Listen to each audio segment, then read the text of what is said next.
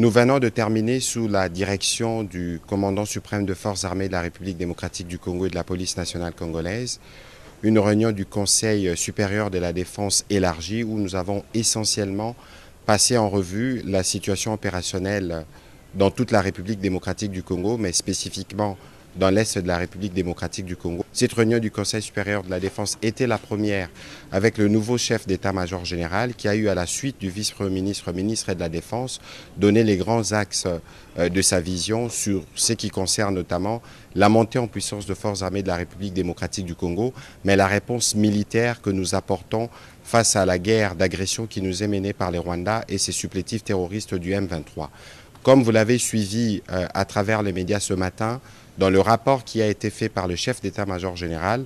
nos troupes ont repris l'initiative et nous ne voulons pas aller dans des annonces, mais vous allez voir que dans le jour qui vient, la montée en puissance de forces armées de la République démocratique du Congo va se poursuivre et les pans du territoire qui sont occupés par les forces d'agression seront récupérés. Nous aurons régulièrement l'occasion de vous faire le point de ces progrès. Au-delà de la question opérationnelle qui a été abordée dans toute sa dimension, nous avons aussi abordé les aspects diplomatiques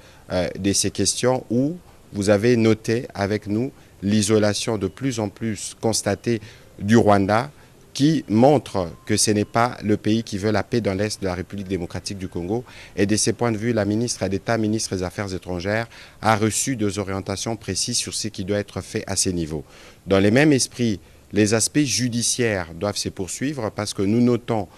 au vu de l'évolution de la situation, des comportements, des attitudes, hauts de mots qui sont suspects, qui ne sont pas de nature à renforcer l'unité nationale ou l'union derrière nos forces armées de la République démocratique du Congo pour mettre fin à cette situation d'agression. Les ministres de la Justice, mais aussi l'auditeur général de forces armées de la République démocratique du Congo, qui participaient à la réunion, vont tous prendre des dispositions à leur niveau pour s'assurer que tout comportement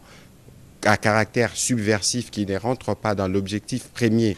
de la reprise de l'intégrité territoriale de d'autres pays, c'est des comportements qui pourront être sanctionnés. Le même constat a été fait dans la couverture